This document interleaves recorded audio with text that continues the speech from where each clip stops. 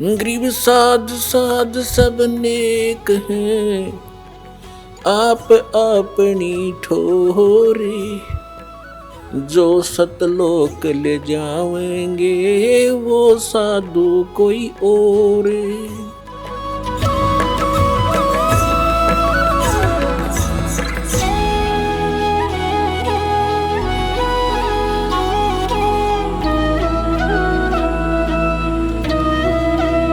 এতিয়া কৈছো যে वेद मेरा भेद है और मैं ना वेदन के माही। जौन वेद से मैं मिलूं ये वेद जानते नहीं। এতিয়া যেনেকৈ গীতাৰ অধ্যায় নম্বৰ 4 শ্লোক নম্বৰ 32ত কোৱা হৈছে যে সেই পৰমাত্মাই নিজৰ মুখ কমলেৰে যি বাণী কৈছিলে, সচিদানন্দ ঘন ব্ৰহ্মই অৰ্থাৎ সেই পৰম অক্ষৰ ব্ৰহ্মই নিজৰ মুখেদি যি বাণী কৈছে তাত বহুত বিস্তাৰৰ সৈতে এই ধাৰ্মিক অনুষ্ঠানৰ জাননী দি ৰাখিছে, যাক 4 নম্বৰ অধ্যায়ৰ 34 নম্বৰ শ্লোকক শ্ৰীমদ ভাগৱত গীতাজীত কোৱা হৈছে যে গীতা জ্ঞানদাতা যি কালে শ্ৰীকৃষ্ণত প্ৰৱেশ কৰি কৈছে, ইয়াত প্ৰৱেশ কৰি কৈ আছে যে সেই জ্ঞানক তুমি, এই তত্ত্বজ্ঞান হয়, সেই জ্ঞানক তুমি তত্ত্বদৰ্শী সাধুৰ ওচৰলৈ গৈ বুজি লোৱা। তেওঁলোকক দণ্ডৱত প্ৰণাম কৰিলে, কপট এৰি তেওঁৰ সেৱা প্ৰসংগ কৰিলে, সৰলতাপূৰ্বক প্ৰশ্ন কৰিলে সেই তত্ত্বদৰ্শী সন্তই তোমাক পৰমাত্মা তত্ত্বৰ জ্ঞান দিব, যাক গীতা জ্ঞানদাতায়ো নাজানে। সেয়া তত্ত্বজ্ঞান হয় যি সচিদানন্দ ঘন ব্ৰহ্মৰ বাণীত আছে, সচিদানন্দ ঘন ব্ৰহ্মৰ মুখেৰে ওলাইছে। অৰ্থাৎ যে সেই পৰমেশ্বৰে আহি এই সত্য আমাৰ আগত কৈছে যে তুমি কোন হয়, তুমি ক'ৰ পৰা আহিছা, পৰমাত্মা কোন হয়, তুমি কি সাধনা কৰা।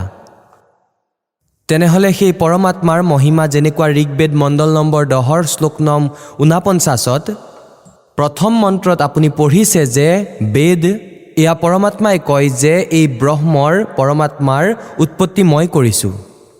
সেই ব্ৰহ্মই আকৌ আগলৈ মোৰ মহিমা কিয় কৰিছে? ব্ৰহ্মৰ ভিতৰত পৰমাত্মাই 5খন বেদ ফিট কৰি দিছে। যেনেকুৱা এটা মোবাইলৰ পৰা আন এটা মোবাইললৈ ট্ৰান্সফাৰ কৰি দিয়া হয় পুৰা মেটাৰ, ফিল্মৰ পিছত ফিল্ম, এনেকুৱা পৰমাত্মাই 5খন বেদ তেওঁৰ অন্তঃকৰণত ফিক্স কৰি দিছিল আৰু সময়ৰ লগে লগে নিজে নিজেই মালিকৰ নিয়ম অনুসৰি ইয়াৰ ভিতৰৰ পৰা উশাহৰ মাধ্যমেৰে প্ৰকট হৈ গৈছে। এতিয়া যদি আজিৰ পৰা 50 বছৰ, 20 বছৰ, 40 বছৰ আগতে এই দাসে ক'লেহেঁতেন যে পৰমাত্মাই এওঁৰ কম্পিউটাৰত কালৰ অন্তঃকৰণত এই 4খন বেদ পঠাই দিছিল আৰু আকৌ সময় অহাত তাৰ আদেশ অনুসৰি প্ৰক্ৰিয়া মালিকে এনেকুৱা কৰি থৈছে যে তাৰ উশাহেৰে নিজে নিজেই ওলাই আহিল, তেতিয়াহ'লেতো ভালেই আছিল কথাটো। আজি আপোনালোক সকলোৰে বিশ্বাস হ'ব, কিয়নো আজিকালি আপুনি দৈনন্দিন জীৱনত টেকনিকেলি ইমান বস্তু ডাউনলোড কৰি ল'ব পৰা যায় আৰু এটা সৰু চিপ থাকে ইমানটো, আৰু ইয়াৰ ভিতৰত কিমান মেটাৰ ভৰি থাকে য'ত এইবোৰ ভৰোৱা হৈছে, আৰু ইয়াৰ পৰা যিমানেই ডাউনলোড কৰি লোৱা যায় পৃষ্ঠাৰ পৃষ্ঠা ইমান ডাঙৰ ডাঙৰ ফুলিন্দা ভৰোৱা হয়। তেন্তে এনেকুৱা হৈছিলে, তেওঁ যেতিয়া দেখিলে, ডাউনলোড কৰিলে বাহিৰলৈ নিজৰ কম্পিউটাৰৰ পৰা, অন্তঃকৰণৰ পৰা, তেতিয়া পঢ়া যি 5ম বেদ আছিল, সূক্ষ্ম বেদ, তাততো সকলো বিৱৰণ আছে, ৱে অফ ৱৰ্শ্বিপ আছে, ইয়াত এটাও নাই দেখা কৈছে, লুকুৱাই দিছে, নষ্ট কৰি দিছে। আৰু এই 4খন আছিল, ইয়াতো মহিমা আছিল ভগৱানৰ, কিন্তু ইয়াক নষ্ট কৰিব পৰা নাছিল। ইয়াতো মহিমা আছে, কিন্তু ইয়াত ৱে অফ ৱৰ্শ্বিপ নাছিল। আৰু এই বেদক বুজি পোৱা ইয়াৰ প্ৰাণীৰ পক্ষে সম্ভৱ নাছিল, লাগিলে ব্ৰহ্মাজী হওক বা বিষ্ণুজী হওক বা শিৱজীয়ে হওক, তেওঁলোকেও বেদসমূহক বুজি পোৱা নাছিলে। আৰু সেই পৰমাত্মা স্বয়ং আহে আৰু স্বয়ং নিজৰ দ্বাৰা লিখা সেই গ্ৰন্থবোৰক নিজেই ভালকৈ বুজায়।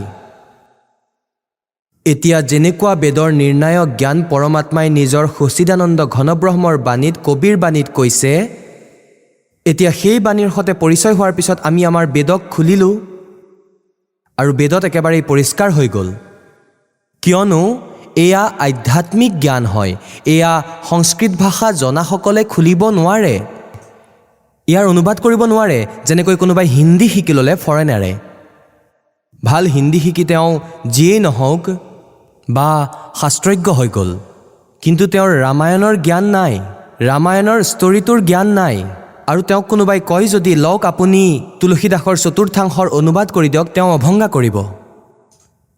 অৱশ্যে বিদ্বান হৈ আছে তেওঁ। তেন্তে এনেকুৱা বিদ্বানসকলে, পণ্ডিতসকলে, যি সংস্কৃত ভাষাৰ পণ্ডিত আছে, তেওঁলোকে নিজকে সৰ্বজ্ঞ বুলি কয়। সৰ্বজ্ঞটো কেৱল কবিৰ পৰমেশ্বৰ। আৰু সকলো ভাষাৰে, সকলো আধ্যাত্মিক জ্ঞানৰে সকলো জানিছিল তেওঁ। আৰু তেওঁক অবিদ্বান কৈছিলে এই নকল বিদ্বানসকলে। এতিয়া কেৱল সংস্কৃত ভাষা জানিলে বুলিয়েই তেওঁ বিদ্বান হৈ নাযায়, এটা ভাষা জানিলেই তেওঁ বিদ্বান হৈ নাযায়। সেই ভাষাৰ ঠিক আছে, তেওঁ কেৱল সেই ভাষা জানে, ইয়াৰ মাষ্টাৰ হয় মাথো। এই তত্ত্বজ্ঞানক তেওঁলোকে বুজি নাপায়, যাৰ ফলত এই অৰ্থসমূহৰ অনৰ্থ কৰি দিলে। এতিয়া সেই পৰমাত্মা স্বয়ং তাৰ পৰা খোজকাঢ়ি আহে, নিজৰ দ্বাৰা ৰচনা কৰা সৃষ্টিক তেখেতে সঠিকভাৱে কয়, আৰু যথাৰ্থ জ্ঞান তেওঁৱেই আহি দিয়ে, সেই জ্ঞান বুজাই দিয়ে, মনুষ্যৰ দৰে খোজকাঢ়ি আহে। এতিয়া পুণ্যাত্মাসকল, এই কাল ভগৱানে এই অজ্ঞানী ঋষি, মহৰ্ষি, গুৰু, মণ্ডলেশ্বৰ, ব্ৰাহ্মণবোৰৰ দ্বাৰা, ব্ৰাহ্মণৰ অৰ্থ কোনো জাতি নহয়, এইটো বুজিব লাগে আমি, কাৰণ আমি আধা জ্ঞান শুনিয়েই আৰু নুশুনা হৈ যাওঁ। ব্ৰাহ্মণৰ অৰ্থ গুৰু পদত থাকে, তেওঁ ব্ৰাহ্মণ হয়, অৰ্থাৎ যিয়ে জ্ঞান দিয়ে। পৰমাত্মাৰ বিষয়ে যাক জনা বুলি মানুহ ব্ৰাহ্মণ হয়, যিয়ে ব্ৰহ্মক চিনি পায়। ব্ৰাহ্মণ তেওঁক কোৱা হয় যিয়ে ভগৱানক জানি লৈছে, কিন্তু তেওঁলোকে জনা নাছিল আৰু ব্ৰাহ্মণ কোৱা হৈছিল। ঋষি মহৰ্ষি নাছিলে, মহৰ্ষি কোৱা হৈছিলে, আজি তেওঁলোকক মহৰ্ষি ক'ব লগা হৈছে, কিন্তু তেওঁলোক মহৰ্ষিৰ যোগ্য নহয়। এওঁলোকক ব্ৰাহ্মণ ক'বলগীয়া হয়, কিন্তু ব্ৰাহ্মণৰ যোগ্য নহয়। যেনেকুৱা মোৰ গুৰুদেৱ আছিলে, তেওঁ ব্ৰাহ্মণ আছিলে জাতিৰ হিচাপ মতে। হাৰিয়ানাত গাঁও পেটাৱাছ, দাদৰীৰ ওচৰৰ ডাঙৰ পেটাৱাছ আৰু জিলা ভিৱানী, সেই ডাঙৰ পেটাৱাছ গাঁৱত থকা তেওঁ ব্ৰাহ্মণ জাতিৰ, কিন্তু তেওঁ নিজকে ব্ৰাহ্মণ বুলি কোৱা নাছিল। তেওঁ সন্ত ৰামদেৱানন্দ বুলি কৈছিল, তেওঁ সন্ত আছিল। আৰু মোৰ যি দাদা গুৰুজী আছিল, গুৰুজীৰ গুৰুজী, সেয়া চাওলা গাঁও হয়, দিল্লীৰ নজফগড়ৰ আগত গুৰগাঁৱৰ পিনে যায়, চাওলা অন্ধ্ৰত পৰে। তেখেত চাওলা গাঁৱৰ জাত আছিল, কৃষক। আৰু তেওঁ কাশী বিদ্যাপীঠৰ পৰা 4টা বিষয়ৰ আচাৰ্য হৈ গ'ল।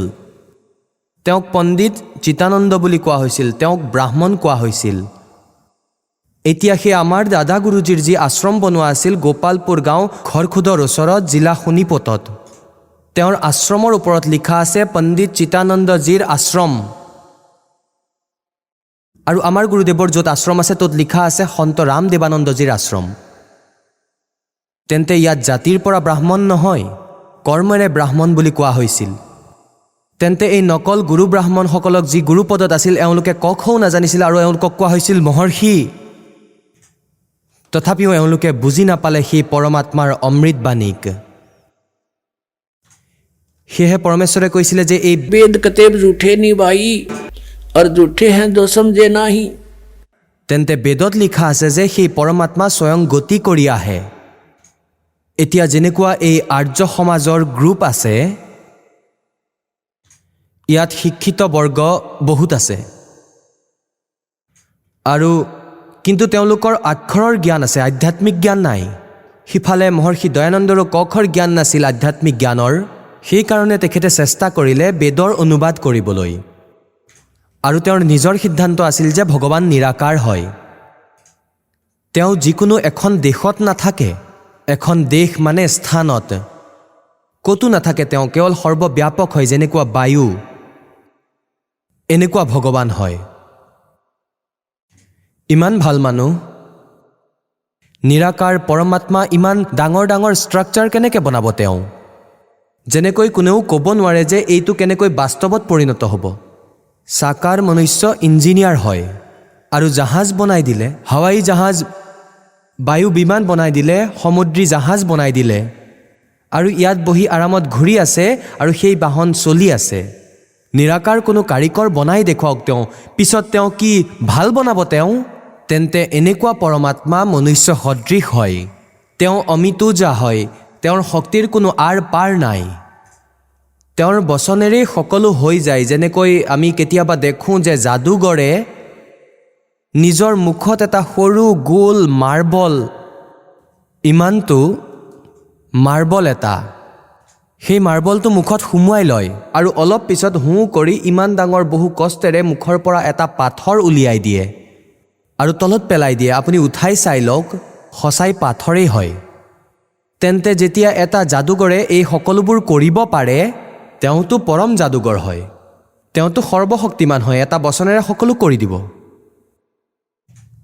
এনেকৈয়ে সেই পৰমাত্মাৰ মহিমাৰে আমি পৰিচিত হ'ব লাগিব। সেই পৰমাত্মাই কোৱা হয় এটা শব্দৰে সকলো কৰিছে, গোটেই স্বৰ্গমৰ্ত এটা বচনেৰে সকলো বনাইছে।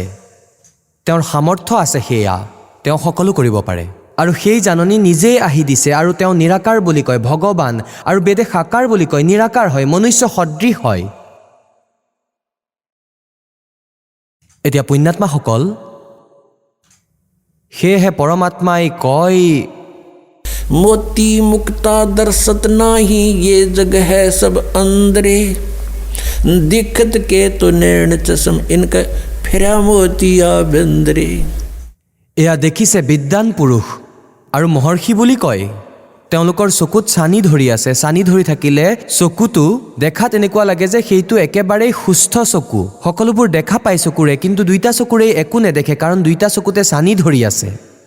পৰমাত্মাই কয় যে তুমি এয়া কি মহৰ্ষি দেখি আছা, গুৰু ব্ৰাহ্মণ দেখি আছা? এই মণ্ডলেশ্বৰ তেওঁলোকৰ চকু চানি ধৰি আছে, নিজৰ সৎগ্ৰন্থত লিখা সত্যক নাজানে তেওঁলোকে, আৰু আকৌ নিৰাকাৰ বুলি কয়।